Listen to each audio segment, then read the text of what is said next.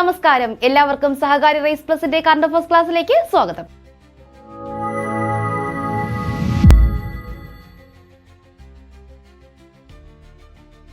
അപ്പോൾ നമ്മൾ കണ്ടിട്ട് കുറച്ചധികം ദിവസങ്ങളായി. അപ്പോൾ ഞാൻ എങ്ങും പോയിട്ടില്ല. എന്നെ നിങ്ങൾ അന്വേഷിക്കുന്നുണ്ടെന്ന് അറിഞ്ഞത് തന്നെ വളരെയധികം സന്തോഷമുണ്ട്. അപ്പോൾ ഇനി വരുന്ന ക്ലാസ്സുകളിൽ സഹകാരിയോടൊപ്പം 2026 വരാനിരിക്കുന്ന ഡിഗ്രി പ്രിലിംസ് എക്സാം, അതായത് SBCIDയും നമ്മുടെ സെക്രട്ടേറിയറ്റ് OA എക്സാം വരുന്നുണ്ട്. അതുപോലെ തന്നെ സെക്രട്ടേറിയറ്റ് അസിസ്റ്റന്റ് പ്രിലിംസ് വരുന്നുണ്ട്. ഈ മാസം 24-നും അടുത്ത മാസം 28-നുമായിട്ട് സെക്രട്ടേറിയറ്റ് അസിസ്റ്റന്റിന്റെ പ്രിലിംസും എക്സാമും വരുന്നുണ്ട്. അപ്പോൾ അതിനെല്ലാത്തിനും നിങ്ങൾക്ക് എല്ലാവർക്കും നല്ലൊരു വിജയം കൈവരിക്കാനാകട്ടെ എന്ന് ആശംസിച്ചുകൊണ്ട് നമുക്ക് ഇന്നത്തെ ക്ലാസ് സ്റ്റാർട്ട് ചെയ്യാം. കൂടാതെ ഒരു കാര്യം കൂടിയുണ്ട്. ഇനി വരാനിരിക്കുന്ന, അതായത് 2026 വരാനിരിക്കുന്ന SBCID, കമ്പനി ബോർഡ് അസിസ്റ്റന്റ് പോലുള്ള എക്സാമുകൾക്കായി ഒരു ഡിഗ്രി ലെവൽ ക്ലാസ്സുകൾ സഹകാരി റൈസ് പ്ലസ് ആരംഭിക്കാനിരിക്കുകയാണ്. അതിനും നിങ്ങളുടെ സപ്പോർട്ടും സഹകരണവും എല്ലാം ഞങ്ങൾ ആഗ്രഹിക്കുന്നു. ക്ലാസ്സിലേക്ക് കിടക്കാം. അപ്പോൾ ഇത് ഇന്നത്തെ വാർത്തയാണ്. ഇന്ന് വാർത്തയിലൂടെ നമ്മൾ എന്തെല്ലാം അറിഞ്ഞിരിക്കണം? ഒരു PSC ഉദ്യോഗാർത്ഥി ഇന്നത്തെ ന്യൂസ് വായിക്കുമ്പോൾ എന്തെല്ലാം കാര്യങ്ങളാണ് കറണ്ട് അഫയേഴ്സിലേക്ക് മാറ്റിവെക്കേണ്ടത് നോക്കാം. പരിസ്ഥിതിക്കായി പാപ്പ. അപ്പൊ നമ്മുടെ പുതിയ മാർപ്പാപ്പയെ വാഴിക്കപ്പെട്ട് കഴിഞ്ഞിരിക്കുന്നു. അപ്പോൾ ആരാണ് അദ്ദേഹം? അദ്ദേഹം എന്തൊക്കെയാണ് നമ്മളോട് പറഞ്ഞിരിക്കുന്നത്? നമ്മൾ ഇനി എങ്ങനെ ജീവിക്കണം, നമ്മുടെ കാഴ്ചപ്പാട് എങ്ങനെയായിരിക്കണം എന്ന് ചില കാര്യങ്ങളൊക്കെ നമ്മുടെ പുതിയ മാർപ്പാപ്പ പറഞ്ഞിട്ടുണ്ട്. അപ്പൊ നമുക്ക് നോക്കാം. പരിസ്ഥിതിയെ ചൂഷണം ചെയ്യുന്നതും ദരിദ്രരെ അരികുവൽക്കരിക്കുന്നതും അവസാനിപ്പിക്കണമെന്ന് ലിയോ 14 മാർപ്പാപ്പയുടെ ആഹ്വാനം. അപ്പൊ നമ്മുടെ പുതിയ മാർപ്പാപ്പ സ്വീകരിച്ചിരിക്കുന്ന പേര് എന്താണ്? ലിയോ 14. എന്തെന്നായിരുന്നു? ലിയോ 14 നമ്മുടെ പുതിയ മാർപ്പാപ്പ. നമ്മൾ എല്ലാവരും അറിഞ്ഞതാണ്. അദ്ദേഹം ഏത് രാജ്യക്കാരനാണ് നമ്മുടെ പുതിയ മാർപ്പാപ്പ? അമേരിക്കക്കാരനാണല്ലേ. അമേരിക്കക്കാരനാണ് നമ്മുടെ പുതിയ മാർപ്പാപ്പയാകുന്ന ആദ്യത്തെ അമേരിക്കക്കാരൻ കൂടിയാണ് അദ്ദേഹം. അപ്പോൾ അദ്ദേഹത്തിന്റെ യഥാർത്ഥ പേര് എന്താണ്? അപ്പോൾ വരുന്ന PSC പരീക്ഷകളിൽ നമ്മൾ പ്രതീക്ഷിക്കുന്ന ഒരു ചോദ്യമാണ് ലിയോ 14 പോപ്പ് ലിയോ 14 യഥാർത്ഥ പേര്, ഒറിജിനൽ നെയിം എന്താണ്? റോബർട്ട് ഫ്രാൻസിസ് പ്രിവോസ്റ്റ് എന്നാണ് നമ്മുടെ ലിയോ 14 യഥാർത്ഥ പേര്. ആരും മറക്കരുത്, അമേരിക്കക്കാരനായ നമ്മുടെ ലിയോ 14 മാർപ്പാപ്പയുടെ യഥാർത്ഥ പേര് റോബർട്ട് ഫ്രാൻസിസ് പ്രിവോസ്റ്റ് എന്നാണ്. എന്താണ്? Robert Francis Prevost. അപ്പോൾ ഇവിടെ ഒരു കാര്യം കൊടുത്തിട്ടുണ്ട്, മുക്കുവന്റെ മോതിരവും പാലിയവും അണിഞ്ഞ്. അപ്പോൾ എന്താണ് ഈ മുക്കുവന്റെ മോതിരം? നമ്മുടെ മാർപ്പാപ്പയുടെ പ്രധാന മുദ്രകളിലൊന്നാണ് എന്ത്? മുക്കുവന്റെ മോതിരം. മുക്കുവന്റെ മോതിരവും പാലിയവുമാണ് അവരുടെ പ്രധാന മുദ്ര. മാർപ്പാപ്പയുടെ പ്രധാന മുദ്ര എന്ന് പറയുന്നത് മുക്കുവന്റെ മോതിരവും പാലിയവുമാണ്. എന്തെന്ന് വെച്ചാൽ ആദ്യത്തെ മാർപ്പാപ്പയായ വി പത്രോസ് ഒരു മുക്കുവനായിരുന്നു. ആദ്യത്തെ മാർപ്പാപ്പയായ വി പത്രോസ് ആരായിരുന്നു? വി പത്രോസ് ഒരു മുക്കുവനായിരുന്നു. അപ്പോൾ അതുകൊണ്ടാണ് എന്ത്? നമ്മുടെ മാർപ്പാപ്പയുടെ പ്രധാന മുദ്രകളിൽ ഒന്ന് മുക്കുവന്റെ മോതിരമായി മാറിയത്. അപ്പോൾ വി പത്രോസ് ആണ് ആദ്യത്തെ മാർപ്പാപ്പ. ആദ്യത്തെ മാർപ്പാപ്പ ആരാണ്? വി പത്രോസ്. അടുത്ത വാർത്തയിലേക്ക് പോകാം. വിരമിച്ച വിദഗ്ധരെ ചേർത്ത് സ്റ്റാർട്ടപ്പ് മിഷന്റെ വിസ്ഡം ബാങ്ക്. എന്താണ് വിസ്ഡം ബാങ്ക്? സ്റ്റാർട്ടപ്പ് മിഷന്റെ ഒരു സംരംഭമാണ്. എന്താണ് ഈ വിസ്ഡം ബാങ്ക്? എന്തിനു വേണ്ടിയിട്ടാണ്? നമ്മുടെ ഹെഡിങ് പോലെ തന്നെ വിരമിച്ച വിദഗ്ധരെ ചേർത്ത് പിടിക്കാനാണ്. നമ്മുടെ സർക്കാർ സർവീസുകളിൽ, നമ്മുടെ ആരോഗ്യ മേഖലകളിലായാലും ശാസ്ത്ര സാങ്കേതിക മേഖലകളിലായാലും പ്രവർത്തിച്ച് വിരമിച്ച ഒത്തിരി കഴിവുറ്റ പ്രഗത്ഭരായ വ്യക്തികളുണ്ട്. അവർ റിട്ടയർഡ് ആയി എന്ന് വെച്ച് അവരുടെ കഴിവ് നശിച്ചു പോകുന്നില്ലല്ലോ. അപ്പോൾ അവരെ നമ്മൾ വീണ്ടും നമുക്കെന്താണ് നമ്മുടെ സൊസൈറ്റിക്ക് ഉപകാരപ്രദമാകുന്ന വിധം അവരുടെ കഴിവ് വീണ്ടും ഉപയോഗിക്കുന്നതിന് വേണ്ടിയിട്ട് സ്റ്റാർട്ടപ്പ് മിഷൻ കൊണ്ടുവന്ന ഒരു സംരംഭമാണ് വിസ്ഡം ബാങ്ക്. എന്താണെന്ന് നോക്കാം. ശാസ്ത്രം, സാങ്കേതികം, ആരോഗ്യം. ഏതൊക്കെയാണ് മേഖലകൾ? ശാസ്ത്രമേഖല, സാങ്കേതിക മേഖല, ആരോഗ്യ മേഖല. അപ്പോൾ തുടങ്ങിയ മേഖലകളിൽ പ്രവർത്തിച്ച ശേഷം വിരമിച്ചവരുടെ ജ്ഞാനവും അനുഭവ സമ്പത്തും ആരുടെയൊക്കെയാണ്? ശാസ്ത്രം, സാങ്കേതികം, ആരോഗ്യം തുടങ്ങിയ മേഖലകളിൽ പ്രവർത്തിച്ച ശേഷം വിരമിച്ചവരുടെ ജ്ഞാനവും പിന്നെന്താണ് അവരുടെ അനുഭവ സമ്പത്തുമെല്ലാം പുത്തൻ സ്റ്റാർട്ടപ്പുകൾക്ക് വിദഗ്ധോപദേശത്തിനായി ഉപയോഗപ്പെടുത്താൻ. ഇപ്പോൾ പുതിയ സ്റ്റാർട്ടപ്പുകൾ സ്റ്റാർട്ട് ചെയ്യുമ്പോൾ തുടങ്ങുമ്പോൾ അവർക്കൊരു വിദഗ്ധ ഉപദേശത്തിനായി അവർക്ക് നല്ല ഉപദേശങ്ങൾ ലഭ്യമാകുന്നതിന് വേണ്ടി ഉപയോഗപ്പെടുത്താൻ കേരള സ്റ്റാർട്ടപ്പ് മിഷൻ ആരംഭിക്കുന്ന ഒരു പദ്ധതിയാണ് എന്തെന്ന് പറയുന്നത്? Wisdom bank. അപ്പോൾ കേരള സ്റ്റാർട്ടപ്പ് മിഷനാണ് വിസ്ഡം ബാങ്ക് എന്നൊരു പദ്ധതി ആരംഭിക്കുന്നത്. അപ്പോൾ റിട്ടയർഡ് ആയതിനു ശേഷം എല്ലാവരും താല്പര്യപ്പെടുമോ? എല്ലാവരും താല്പര്യപ്പെടും. എൻ്റെ കഴിവ്, എനിക്ക് ഇനിയും കഴിവുണ്ട്, അതെനിക്ക് ഇനിയും ഉപയോഗിക്കണം എന്ന് എല്ലാവരും താല്പര്യപ്പെടാറില്ല. അത്തരത്തിൽ താല്പര്യമുള്ളവരുണ്ട് അല്ലേ? നമ്മൾ വീട്ടിലായാലും നമ്മൾ ചിലർ പറയത്തില്ലേ, ആദ്യം മുതൽക്കേ പണ്ട് മുതൽക്കേ ജോലി ചെയ്തുകൊണ്ടിരുന്നവര് വീട്ടിലിരിക്കില്ല, അവർക്ക് ഇനിയും ജോലി ചെയ്യണം അല്ലേ? അവർക്ക് എപ്പോഴും ജോലി ചെയ്തുകൊണ്ടേ ഇരിക്കണം.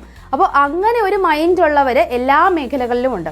അപ്പോൾ അങ്ങനെ എൻ്റെ അറിവൊന്നും തീർന്നു പോയിട്ടില്ല, അത് ഇനിയും പുതിയ തലമുറകൾക്ക് ഇനിയും അത് പകർന്നു നൽകണം എന്ന് താല്പര്യമുള്ള ഏതൊക്കെ മേഖലകളിലാണ് നിങ്ങൾ തന്നെ പറയൂ, ഏതൊക്കെയാണ് ആ മേഖല? 3 മേഖലയാണ് നമ്മൾ പറഞ്ഞത്. ഏതൊക്കെയായിരുന്നു? ശാസ്ത്രം, സാങ്കേതികം, ആരോഗ്യം. ശാസ്ത്രം, സാങ്കേതികം, ആരോഗ്യം. അപ്പോൾ ഈ തുടങ്ങിയ മേഖലകളിൽ ശാസ്ത്ര മേഖല, സാങ്കേതിക മേഖല, ആരോഗ്യ മേഖല, അപ്പോൾ ഇവിടെ പ്രവർത്തിച്ച് വിരമിച്ചവർക്കാണ് നമ്മുടെ വിസ്ഡം ബാങ്ക് പുതിയൊരു വഴി ഒരുക്കുന്നത്. അവർക്ക് എന്ത് ചെയ്യാം? പുതിയ സ്റ്റാർട്ടപ്പ് തുടങ്ങുന്നവർക്ക് ഉപദേശം നൽകാം അല്ലേ? വളരെ നല്ലൊരു കാര്യമാണ് അല്ലേ? നമ്മുടെ കേരള സ്റ്റാർട്ടപ്പ് മിഷനാണ് ഈ പദ്ധതി ആരംഭിക്കുന്നത്. കൊട്ടാരത്തിലെത്തിയ കിരീടം. അപ്പോൾ ചരിത്രത്തിലെ ആദ്യ കിരീടം സ്വന്തമാക്കിയിരിക്കുകയാണ് നമ്മുടെ ക്രിസ്റ്റൽ പാലസ്. ചരിത്രത്തിലെ ആദ്യ പ്രധാന കിരീടമാണ് FA കപ്പ്. അപ്പോൾ FA കപ്പിന്റെ രൂപത്തിലാണ് ക്രിസ്റ്റൽ പാലസിന് ചരിത്രത്തിലെ ആദ്യ കിരീടം ലഭ്യമായത്. അപ്പോൾ FA കപ്പ് ചാമ്പ്യന്മാർ 2025 FA കപ്പ് ചാമ്പ്യന്മാർ ആരെന്ന് ചോദിച്ചാൽ നമ്മൾ ആരുടെ പേര് പറയണം? Crystal team. നമ്മുടെ ക്രിസ്റ്റൽ ടീം ചിരിച്ചുകൊണ്ടിരിക്കുകയാണ്. വിന്നേഴ്സ് 2025 ഏതായിരുന്നു? FA cup. FA കപ്പ് 2025 വിജയിയായിരിക്കുന്നു ആര്? നമ്മുടെ ക്രിസ്റ്റൽ പാലസ്. അപ്പോൾ കൊട്ടാരത്തിലേക്കാണ് എത്തിയിരിക്കുന്നത് കിരീടം. ക്രിസ്റ്റൽ പാലസ് ടീമാണ് FA കപ്പ് 2025 വിജയികളായിരിക്കുന്നത്. 119 വർഷങ്ങളായി പ്രവർത്തിച്ചു വരുന്ന ക്ലബ്ബാണ് ഈ FA ക്ലബ്ബ് എന്ന് പറയുന്നത്. ദക്ഷിണ ലണ്ടനിലാണ് ഇത് പ്രവർത്തിച്ചു വരുന്നത്. പക്ഷേ ഈ 119 വർഷങ്ങൾക്കിടയിൽ ആദ്യമായിട്ടാണ് ഒരു പ്രധാന കിരീട നേട്ടം നമ്മുടെ ക്രിസ്റ്റൽ ക്ലബിനുണ്ടാകുന്നത്.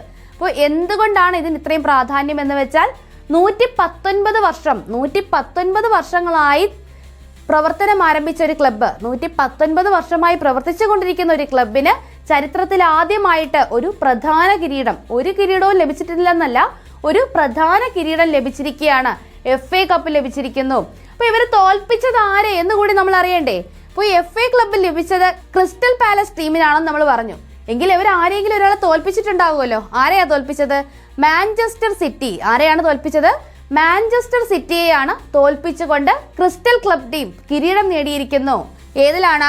FA കപ്പിൽ ചാമ്പ്യന്മാരായിരിക്കുകയാണ് ക്രിസ്റ്റൽ പാലസ് ടീം. അപ്പോൾ തെറ്റിപ്പോകരുത്.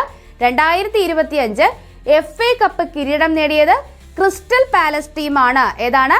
ക്രിസ്റ്റൽ പാലസ് ടീമാണ് 2025 FA ക്ലബ്ബ് കിരീടം നേടിയിരിക്കുന്നത്. തോൽപ്പിച്ചത് മാഞ്ചസ്റ്റർ സിറ്റിയെയാണ്. മാഞ്ചസ്റ്റർ സിറ്റിയെ പരാജയപ്പെടുത്തിക്കൊണ്ടാണ് നമ്മുടെ Crystal Palace team FA club കിരീടം നേടിയിരിക്കുന്നത്. അടുത്തൊരു വളരെ പ്രധാനപ്പെട്ട ഒരു ന്യൂസ് ആണ്. India has ambitious expansion plans in the port sector globally. അപ്പോൾ നമ്മുടെ ഇന്ത്യ നമ്മുടെ പോർട്ട് സെക്ടർ, നമ്മുടെ തുറമുഖ മേഖലയെ ഗ്ലോബലി വികസിപ്പിക്കാനായിട്ട് ഒരു പദ്ധതി അല്ലെങ്കിൽ ഒരു ചുവട് മുന്നോട്ട് വെച്ചിരിക്കുകയാണ്. India has ambitious expansion plans in the port sector globally. എങ്ങനെയാണ്? നമുക്ക് നോക്കാം.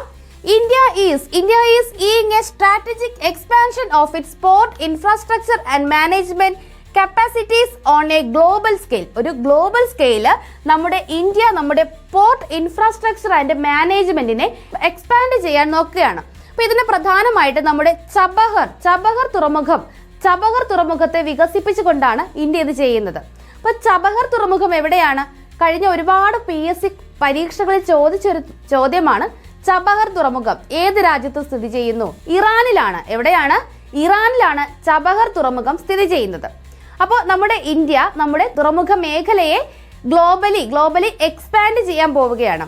അത് എങ്ങനെയാണെന്ന് വെച്ചാൽ ഇറാനിലെ ചബഹർ പോർട്ടിൽ നമ്മുടെ ഇന്ത്യയുടെ പ്രവർത്തനം വർദ്ധിപ്പിക്കുന്നത് വഴി അതിന്റെ അയൽ രാജ്യങ്ങളിൽ കൂടി അതിന്റെ പ്രവർത്തനം വർദ്ധിപ്പിക്കാനാണ് ഇന്ത്യ ലക്ഷ്യമിടുന്നത്. അയൽ രാജ്യങ്ങൾ എന്ന് പറയുമ്പോൾ മറ്റു ചില രാജ്യങ്ങൾ കൂടി ഇന്ത്യ ലക്ഷ്യമിടുന്നുണ്ട്. ഏതൊക്കെയാണ്? Sri Lanka, Afghanistan and central Asia, Tanzania, പിന്നെ ആഫ്രിക്കൻ രാജ്യങ്ങൾ. മറക്കരുത്, ആഫ്രിക്കൻ രാജ്യങ്ങൾ കൂടി ലക്ഷ്യം വെച്ചുകൊണ്ടാണ് ഇന്ത്യ ഈ പദ്ധതി കൊണ്ടുവരുന്നത്. നമ്മുടെ ജവഹർലാൽ നെഹ്റു പോർട്ട് ട്രസ്റ്റ് അല്ലെങ്കിൽ JNPTയും കാൺല പോർട്ട് ട്രസ്റ്റ് KPTയും ചേർന്ന് സംയുക്തമായിട്ട് ഒരു കമ്പനി തുടങ്ങിയിട്ടുണ്ട്. ഏതൊക്കെയാണ്? നമ്മുടെ ജവഹർലാൽ നെഹ്റു പോർട്ട് ട്രസ്റ്റും കാൺല പോർട്ട് ട്രസ്റ്റും കൂടി ചേർന്ന് സംയുക്തമായി ഒരു കമ്പനി സ്റ്റാർട്ട് ചെയ്തിട്ടുണ്ട്. അതിന്റെ പേരാണ് IPGL. എന്താണ്? IPGL, Indian ports global limited.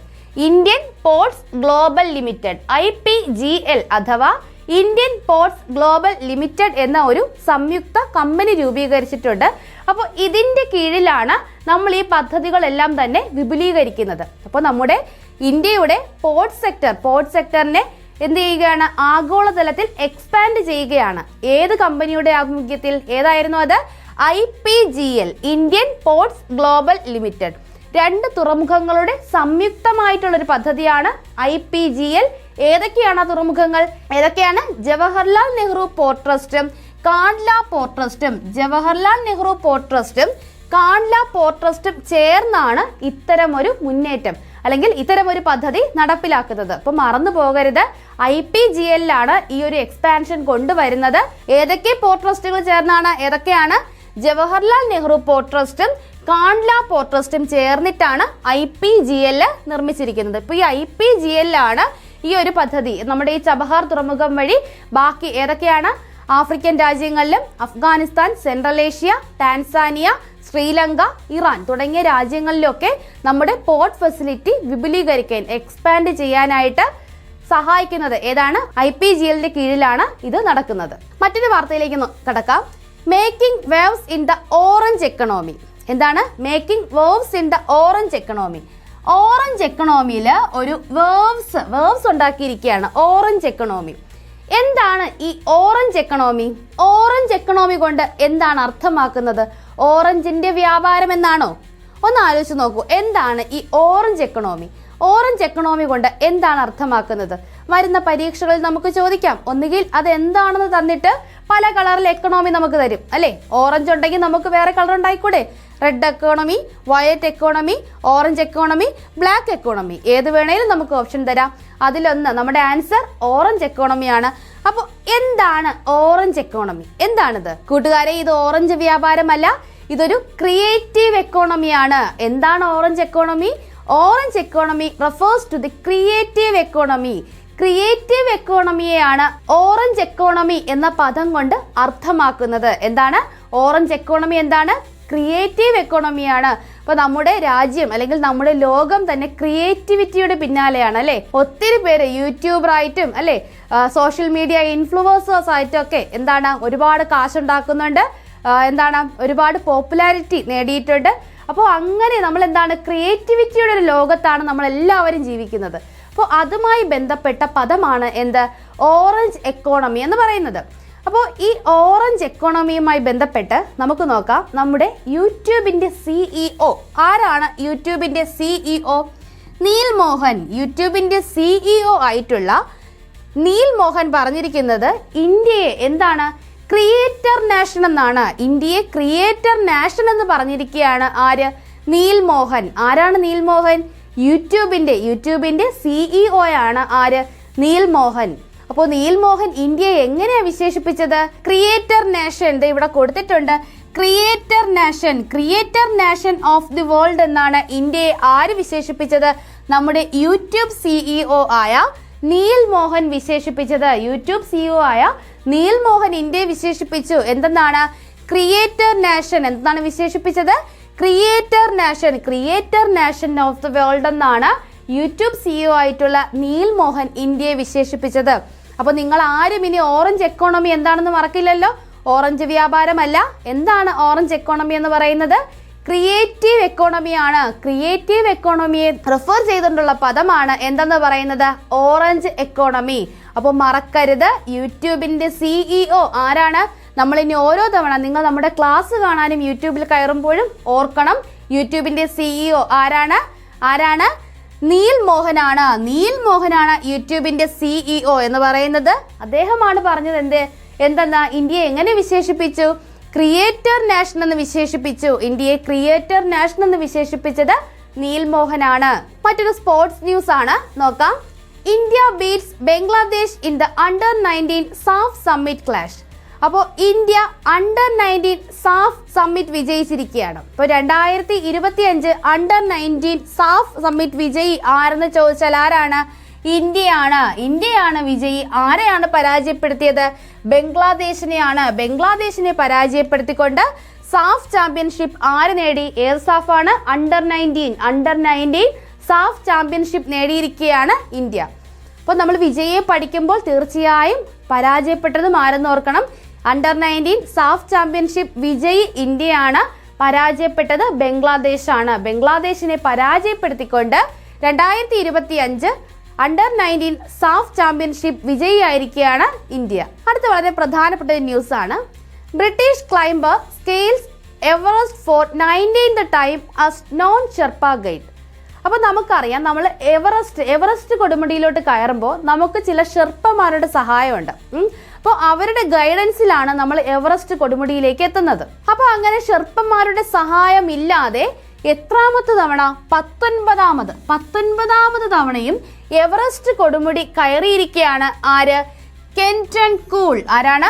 കെന്റൺ cool. ഒരു ബ്രിട്ടീഷുകാരനാണ് കെന്റൺ കൂൾ. അപ്പോൾ നമ്മുടെ ബ്രിട്ടനിലൊക്കെ നല്ല തണുപ്പല്ലേ, അയാൾ കൂളായിട്ട്, അപ്പോൾ ആ തണുപ്പ് സഹിച്ച ഇയാൾക്ക് വളരെ കൂളായിട്ട് തന്നെ എവറസ്റ്റ് കൊടുമുടി ഒരു ഷെർപ്പയുടെയും സഹായമില്ലാതെ കയറാൻ കഴിഞ്ഞു. അപ്പോൾ ആരാണ്? കെന്റൺ കൂൾ. കിൻഡൽ കണക്കിന് കൂളുണ്ട് എവിടെ? ബ്രിട്ടനിൽ. ആ ഒരു തണുപ്പ് സഹിച്ച് എന്താണ് എവറസ്റ്റിലെ തണുപ്പൊന്നും ഒന്നുമല്ല എന്ന് പറഞ്ഞുകൊണ്ടാണ് നമ്മുടെ കെന്റൺ കൂൾ 19ാമത് തവണയും ഒരു ഷെർപ്പയുടെയും സഹായമില്ലാതെ എവറസ്റ്റ് കൊടുമുടി കീഴടക്കിയത്. പ്രത്യേകത എന്താണെന്ന് വെച്ചാൽ നമ്മുടെ ഈ ചിരിച്ചുകൊണ്ടിരിക്കുന്ന കെന്റൺ കൂൾ അദ്ദേഹത്തിന്റെ തന്നെ റെക്കോർഡാണ് പിന്നെയും തിരുത്തിയിരിക്കുന്നത്. അതായത് ഏറ്റവും കൂടുതൽ തവണ നമ്മുടെ എവറസ്റ്റ് കൊടുമുടി ഷെർപ്പയുടെ സഹായമില്ലാതെ കീഴടക്കിയത് ആരാണ്? കെന്റൺ കൂളാണ്. അപ്പോൾ അദ്ദേഹം തന്നെയാണ് അദ്ദേഹത്തിന്റെ റെക്കോർഡ് ഒന്നുകൂടി തിരുത്തി. അപ്പോൾ ഓർക്കുക, കെന്റൺ കൂൾ. ഇപ്പോൾ ബ്രിട്ടനിൽ കിൻഡൽ കണക്ക് കൂൾ ഇങ്ങനെ സഹിച്ചിരിക്കുന്ന വ്യക്തി എവറസ്റ്റിലെ കൂളൊന്നും ഒരു കൂളേയല്ല എന്ന് പറഞ്ഞുകൊണ്ട് എന്താണ് 19ാമത് തവണയും ഒരു ഷെർപ്പയുടെയും സഹായമില്ലാതെ എവറസ്റ്റ് കൊടുമുടി കീഴടക്കിയിരിക്കുകയാണ്.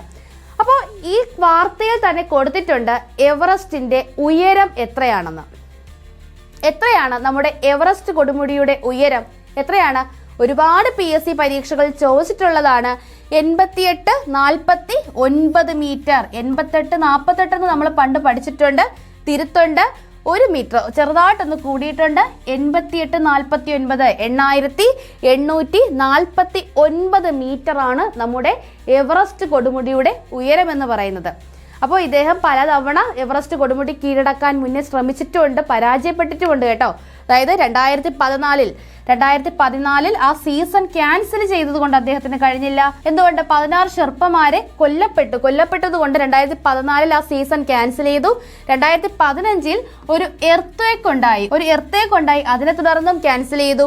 2020 എന്താണെന്ന് ആരോടും പറയേണ്ട, കോവിഡ്-19 കാരണം 2020 അദ്ദേഹത്തിന്റെ യാത്ര മുടങ്ങിയിരുന്നു. അപ്പോൾ ഇങ്ങനെ പല മുടക്കങ്ങൾക്ക് ശേഷം 2025 19ാമത് തവണയും ഷെർപ്പമാരുടെ സഹായമില്ലാതെ എവറസ്റ്റ് കൊടുമുടി കീഴടക്കിയിരിക്കുകയാണ് ആര്? കെന്റൺ കൂൾ. ആരാണ്? കെന്റൺ കൂൾ. അപ്പൊ നിങ്ങൾ പേര് മറക്കില്ല എന്ന് ഞാൻ വിശ്വസിക്കുന്നു. കിൻഡൽ കണക്കിന് കൂളുള്ള വ്യക്തിയാണ് കെന്റൺ കൂൾ. ആരാണ്? കെന്റൺ കൂൾ. അപ്പൊ നമുക്കിനി ഇതുമായി ബന്ധപ്പെട്ട് ഇന്നത്തെ വാർത്തകളുമായി ബന്ധപ്പെട്ട് PSC ഒരു ചോദ്യം എങ്ങനെ ചോദിക്കാം നമുക്കൊന്ന് നോക്കാം. അപ്പൊ ഇതിന്റെ ഉത്തരം ഞാൻ പറഞ്ഞു തരില്ല, കാരണം നമ്മൾ ഈ ന്യൂസ് വായിച്ചതോടുകൂടി, അതായത് ഇന്നത്തെ ഈ ക്ലാസ്സിലൂടെ തന്നെ നിങ്ങൾക്ക് ആൻസർ ചെയ്യാൻ പറ്റുന്ന ചോദ്യങ്ങളാണ്. നിങ്ങൾ എല്ലാവരും തന്നെ ഇതിന്റെ ആൻസേഴ്സ് കമന്റ് ചെയ്യുക. ഓക്കെ, തെറ്റുണ്ടെങ്കിൽ തീർച്ചയായും തിരുത്തുന്നതാണ്. നിങ്ങൾക്ക് തെറ്റില്ല, കാര്യം അത്രയും ക്ലിയർ ആയിട്ടാണ് നമ്മളെല്ലാം പറഞ്ഞിരിക്കുന്നത്. അപ്പോൾ ഇതുമായി റിലേറ്റ് ചെയ്തിട്ടുള്ള കുറച്ച് ക്വസ്റ്റ്യൻസ് നോക്കാം. What was the key theme of Pope Francis recent message? അപ്പോൾ നമ്മുടെ പോപ്പ് ഫ്രാൻസിസിന്റെ റീസെന്റ് മെസ്സേജിന്റെ കീ തീം എന്താണ് എന്നതാണ് ചോദ്യം. Option A scientific innovation. എന്താണ്? Scientific innovation. B economic reforms. C universal peace and compassion. D digital transformation. അപ്പോൾ ഇതിൽ ഏതാണ് ആൻസർ എന്ന് നിങ്ങൾ കമന്റ് ചെയ്യുക. 3 ചോദ്യമുണ്ട്. അപ്പോൾ നിങ്ങൾ ആൻസർ ചെയ്യുമ്പോൾ 1ന്റെ ആൻസർ ഏതാണോ ഓപ്ഷൻ ഇടുക, 2ന്റെ ആൻസർ ഏതാണോ ഓപ്ഷൻ എടുക്കുക, 3യുടെ ആൻസർ ഏതാണോ ഓപ്ഷൻ എടുക്കുക. അപ്പൊ നമുക്ക് അടുത്ത ചോദ്യത്തിലേക്ക് പോകാം. What does the term orange economy primarily refer to? അപ്പോൾ എന്താണ് ഓറഞ്ച് എക്കോണമി? ഓറഞ്ച് എക്കോണമി എന്നതുകൊണ്ട് അർത്ഥമാക്കുന്നത് എന്ത്? Renewable energy sector, agriculture and organic farming, cultural and creative industries, information technology services. അപ്പോൾ എന്താണ് ഓറഞ്ച് എക്കോണമി? ഒരു ഓപ്ഷൻ ഓറഞ്ച് വ്യവസായം എന്നതുകൂടി നിങ്ങൾ മനസ്സിൽ വിചാരിക്കുക. ഇതിലേതാണ് ആൻസർ എന്ന് കമന്റ് ചെയ്യുക. അപ്പോൾ ഇനി ഒരു സ്റ്റേറ്റ്മെന്റ് ക്വസ്റ്റ്യൻ ആണ്. സ്റ്റേറ്റ്മെന്റ് ക്വസ്റ്റ്യൻ ഇല്ലാത്ത PSC ക്വസ്റ്റ്യൻ പേപ്പർ ഇല്ല. അപ്പോൾ നമുക്കും സ്റ്റേറ്റ്മെന്റ് ക്വസ്റ്റ്യനെ ഒഴിച്ചുകൂടാൻ കഴിയില്ല, ഒഴിവാക്കാനാകില്ല. ഒരു സ്റ്റേറ്റ്മെന്റ് ക്വസ്റ്റ്യൻ നോക്കാം. Consider the following statement or statements that are true about India's sports sector expansion. India sports sector expansionുമായി ബന്ധപ്പെട്ട് ശരിയായത് എപ്പോഴും നമ്മൾ പറയുന്നതാണ് ട്രൂ ആണോ നോട്ട് ട്രൂ ആണോ, കറക്റ്റ് ആണോ ഇൻകറക്റ്റ് ആണോ, എന്താണ് നമ്മുടെ സ്റ്റേറ്റ്മെന്റ് ചോദിക്കുന്നതെന്ന് കൃത്യമായി നോക്കുക. നിങ്ങൾ കൃത്യമായിട്ടുള്ള റൗണ്ട് ഇടുക. ഇനി വരുന്ന, അതായത് അടുത്ത ആഴ്ച വരാൻ പോകുന്നു 24-ാം തീയതി നമ്മുടെ ഡിഗ്രി പ്രിലിംസ് വരാൻ പോകുന്നു. സ്റ്റേറ്റ്മെന്റ് കണ്ടു കഴിഞ്ഞാൽ ആദ്യം നമ്മൾ ഇത് ക്ലിയർ ചെയ്യുക. എന്താണ് ക്വസ്റ്റ്യനിൽ ചോദിച്ചിരിക്കുന്നത് അത് മനസ്സിൽ ഉറപ്പിച്ചതിന് ശേഷം മാത്രം നമ്മുടെ ഓപ്ഷൻസിലേക്ക് കടക്കുക. അപ്പോൾ നമുക്ക് ഓപ്ഷൻസിലേക്ക് കടക്കാം. ട്രൂ അബൌട്ട് എന്നാണ് ചോദ്യം, ശരിയായത് ഏത് എന്നാണ് നമ്മുടെ ചോദ്യം. ഓപ്ഷൻസ് നോക്കാം. ഓപ്ഷൻസ് അല്ല, സ്റ്റേറ്റ്മെന്റ് നോക്കാം. ഒന്നാമത്തെ statement, India plans to expand only in domestic ports not globally. ശരിയാണോ തെറ്റാണോ? India plans to expand only in domestic ports not globally. രണ്ടാമത്തെ statement, Chabahar port in Iran is part of India strategic expansion. Third statement, the expansion efforts are to be undertaken through India ports global limited. ഈ expansion നടക്കുന്നത് India ports global ലിമിറ്റഡിന്റെ കീഴിലാണ്. നാലാമത്തെ option, India is not interested in operating any African ports. ഒരു African പോർട്സിലും പ്രവർത്തിക്കാൻ India താല്പര്യപ്പെടുന്നില്ല. അപ്പോൾ ഇതിൽ ഏതൊക്കെയാണ് ശരി ഏതൊക്കെയാണ് തെറ്റ് എന്ന് നോക്കി നിങ്ങൾ ക്ലിയർ ആയിട്ട് ഓപ്ഷൻ കൃത്യമായിട്ട് തന്നെ ബബിൾ ചെയ്യുക. Option A 1 and 3 only, B 2 and 3 only, C 1, 2 and 4, D 1 and 4 only. അപ്പൊ ഇത്രയുമാണ് നമ്മുടെ ഇന്നത്തെ ക്ലാസ്. എല്ലാവരും തീർച്ചയായും അവസാനത്തെ 3 ക്വസ്റ്റ്യനും ആൻസർ കൃത്യമായി ചെയ്യുക. അടുത്ത ക്ലാസ്സിലൂടെ നമുക്ക് വീണ്ടും കാണാം. താങ്ക്